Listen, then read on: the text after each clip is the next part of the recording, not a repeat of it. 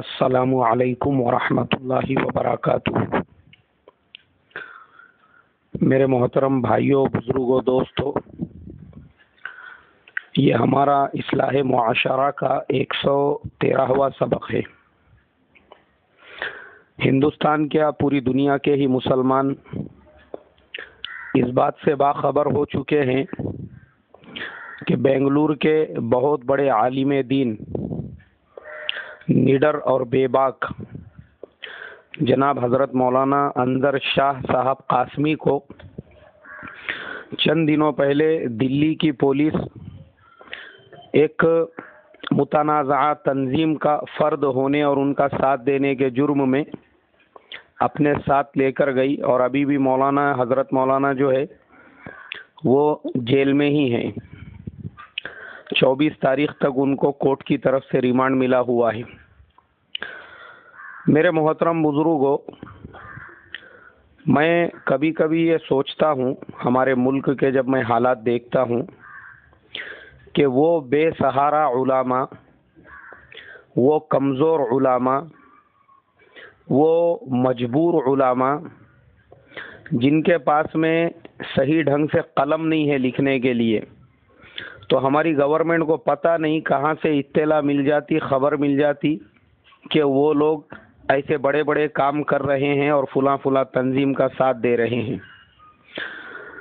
دراصل مسئلہ آج یہ ہے کہ ہماری گورنمنٹ کو ملک میں ان مسلمانوں کی الرجی نہیں ہے جو مختار عباس نقوی جیسے، سید شاہ نواز حسین جیسے مسلمان ہیں۔ یہ گورنمنٹ یہ چاہتی ہے کہ پورے ملک میں سید شاہ نواز حسین اور مختار عباس نقوی جیسے مسلمان ہوں۔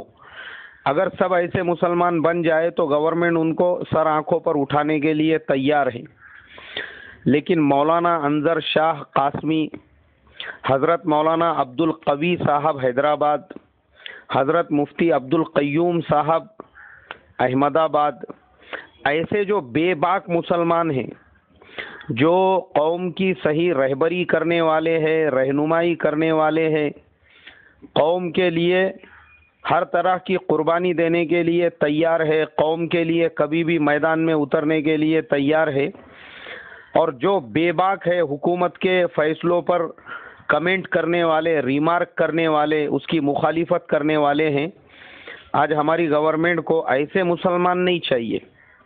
حالانکہ جب ہندوستان ایک ڈیموکریٹیکل ملک ہے اور اپنے خیالات کا اظہار کرنا، گورنمنٹ کے پالیسیز کی مخالفت کرنا، یہ ہمارے ملک کا جو جمہوریت ہے اس کا چوتھا پلر ہے، تو اس کا حق صرف مسلمانوں کے علاوہ دوسری قوموں کو تو حاصل ہے، پھر مسلمانوں کو کیوں حاصل نہیں ہے؟ مسلمان کیوں اپنے حقوق کی لڑائی نہیں لڑ سکتے؟ مسلمان کیوں گورنمنٹ کی پالیسیز کے اگینسٹ میں بات نہیں کر سکتے؟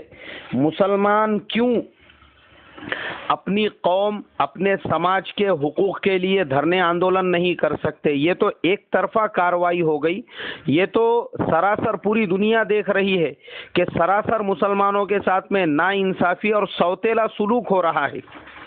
اگر ہمارے علماء ہماری قوم، ہمارے سماج کے لیے آواز اٹھاتے ہیں، ان کے لیے گورنمنٹ کی پالیسیز کی مخالفت کرتے ہیں، گورنمنٹ اگر ہماری قوم پہ ظلم کرتی ہے، ہمارے نوجوانوں کو اٹھا کر بلا وجہ کا، بغیر کسی جرم کا، کچھ ان کے پاس میں ثبوت نہیں ہے، وداؤٹ اینی پروف ان کو کہیں تو ایئرپورٹ سے اٹھا رہے ہیں، کہیں ریلوے اسٹیشن سے اٹھا کر ان پہ زبردستی کے اگر یہ بہتان لگائے کہ ان کا تعلق یہ تنظیم سے ہے اور وہ تنظیم سے ہے، ہمارے اوپر فرض بنتا ہے کہ ہم لیگل طریقے سے اس کی لڑائی لڑے۔ وہی لڑائی ہمارے حضرت مولانا انظر شاہ قاسمی صاحب اپنے بیانات کے ذریعے سے لڑ رہے تھے، مگر گورنمنٹ نے جب دیکھا کہ ہم کو ایسا مسلمان نہیں چاہیے جو حق بولنے والا ہو، جو نڈر ہو، جو بے باک ہو، اس لیے مولانا کو اٹھا کے انہوں نے جیل میں ڈال دیا۔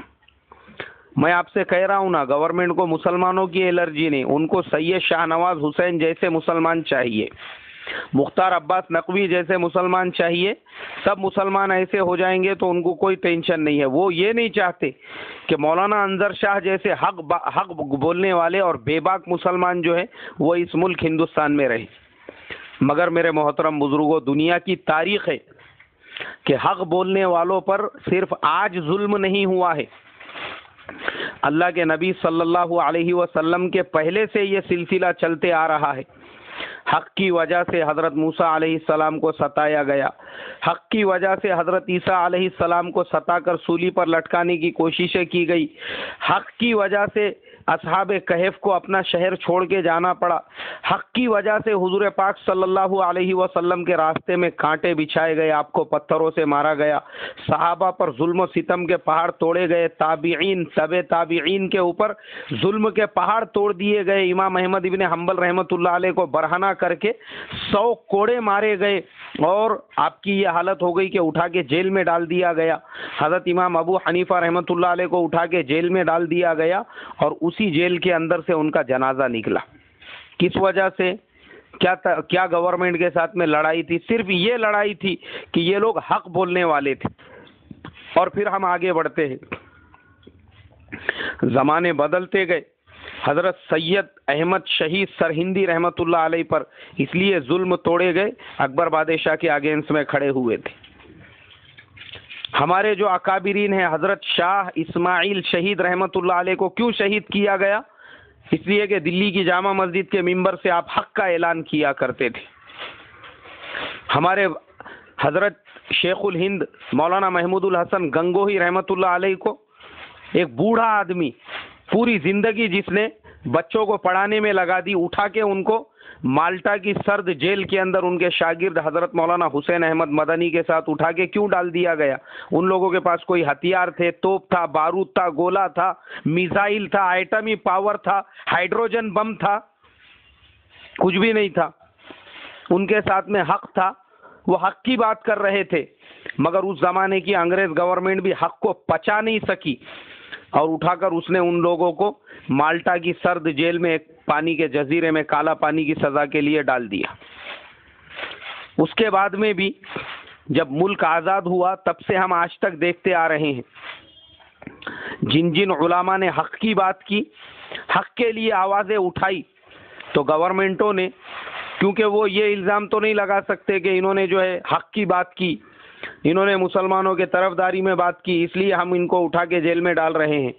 اب جیل میں ڈالنا ہے تو ان کے اوپر کوئی ایسا الزام لگانا ضروری ہے جس کی وجہ سے ان لوگوں کو یہ پاور حاصل ہو سکے کہ وہ ان کو پکڑ کے جیل میں ڈال سکے.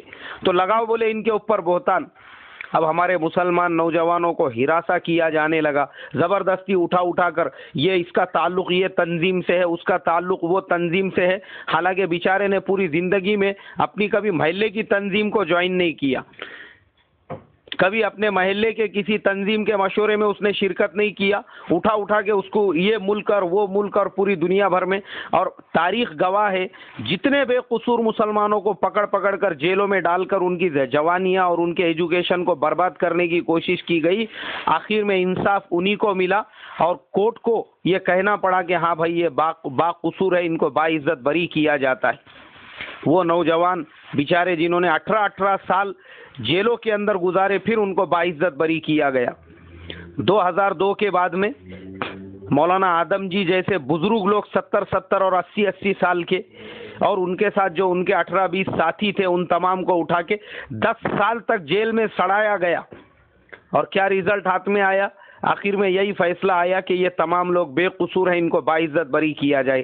کیا ملا ایک 70-80 سال کے بوڑھے کو جس نے پوری زندگی دعوت و تبلیغ کے اندر لگا دی، جس کو بیچارے کو ہاتھ میں لکڑی اٹھانا معلوم نہیں، ایسے بزرگوں کو اٹھا کر ان کی بد دعا لے کر ان لوگوں نے ان کی پوری زندگی جیلوں کے اندر ان کو لگا دی.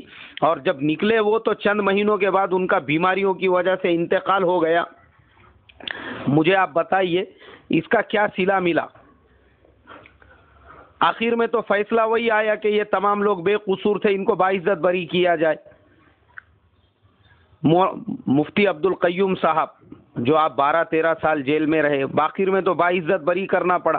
جتنے آج تک مکہ مسجد کے جو نوجوان تھے ان کو باعزت بری کرنا پڑا، مالیگاؤں کے جتنے نوجوان تھے ان کو باعزت بری کرنا پڑا. یہ صرف ہمارے مسلم نوجوانوں کو اور ہمارے قوم کے ایسے بے باک لوگوں کو جو قوم کے لیے کچھ کرنا چاہتے ہیں، یہ صرف ان کو دبانے کی سازشیں اور کوششیں ہیں تاکہ ہماری قوم مختار عباس نقوی اور سید شاہ نواز حسین جیسا بن کر رہے. وہ حضرت مولانا ابوالکلام آزاد، مولانا حسین احمد مدنی، مولانا محمود الحسن گنگوہی اور مولانا انظر شاہ قاسمی جیسا نہ بن سکے. یہ سب اس کی سازشیں ہیں. لیکن میرے محترم بزرگوں، جب مولانا عبدالقوی صاحب کو بھی اٹھا کر حیدرآباد سے احمدآباد لے جایا گیا اور جیل میں ڈال دیا گیا، ہم لوگ خاموش نہیں بیٹھے. الحمدللہ اللہ ہمارے جمعیت کے اکابرین کے عمروں میں برکت دے، انہوں نے فوراً ایکشن لیا اور اس کی لڑائی شروع کر دی. مجھے یاد ہے میں اور میرے استاد جو ہمارے شہر کے جمعیت کے صدر ہے، اور الحمدللہ میں ہمارے شہر کے جمعیت کا خازن، پورے ضلع کے جمعیت کا خازن ہوں. ہم لوگوں نے اس وقت کے جو گرہ منتری تھے پورے ہندوستان کے، سشیل کمار شندے، اس سے ملاقات کی باضابطہ. میں میرے وہ جو استاد ہے ہم دونوں نے، اور ملاقات کر کے اس کو میمورینڈم دیا، اور خود میں نے ان سے مراٹھی کے اندر یہ کہا تھا، میں نے کہا دیکھو سر، جمعیت میں اور پورے مسلمانوں میں ایک طرح کا غصہ ہے. اگر آپ نے مولانا عبدالقوی صاحب کے باہر نکالنے پر کوئی ایمرجنسی ایکشن نہیں لیا تو الیکشن کو صرف 1 مہینہ باقی ہے. ہم جمعیت والے پورے ملک میں گھوم گھوم کر آپ کے پارٹی کے اگینسٹ میں یہ پرچار کریں گے کہ آپ کی پارٹی مسلمانوں کی دشمن ہے، جو زبردستی ہمارے علماء، ہمارے بزرگوں کو اٹھا کر جیلوں میں بھر رہی ہے، اس لیے اس کو ووٹ نہیں دینا ہے. اور نتیجہ ہم سب کے سامنے ہے. الحمدللہ 2 مہینے کے اندر اندر مولانا عبدالقوی صاحب باہر آ گئے. اللہ تعالیٰ ان کی عمر میں برکت دے، ان کے جان مال کی حفاظت کرے. اگر اس ٹائم پہ یہ ایکشن نہیں لیا جاتا تھا تو مولانا عبدالقوی صاحب کو بھی مفتی عبدالقیوم اور دیگر کی طرح سے 10 سال تک سڑنا پڑتا تھا جیل میں. لیکن اس وقت ہماری محنتیں رنگ لائی. اب ہم کو مولانا انظر شاہ صاحب کو بھی جو پکڑا گیا ہے اس میں بھی لیگل لڑائی لڑنا ہے. ہم کو روڈوں پر نہیں آنا ہے، راستوں پر نہیں آنا ہے، مظاہرے اور احتجاج نہیں کرنا ہے، کچھ نہیں کرنا ہے. ہمارے جو بڑے ہیں، ہمارے اکابرین ہیں، ان لوگوں نے باضابطہ سپریم کورٹ وغیرہ کے ایڈوکیٹس وغیرہ لگائے ہوئے ہیں. لیگل لڑائی وہ لوگ لڑ رہے ہیں. ہم لوگوں کو صرف ذہنی طور پہ اپنے ذہن میں یہ رکھنا ہے کہ مولانا انظر شاہ صاحب کو ہم کو زیادہ دن جیل میں نہیں رہنے دینا ہے.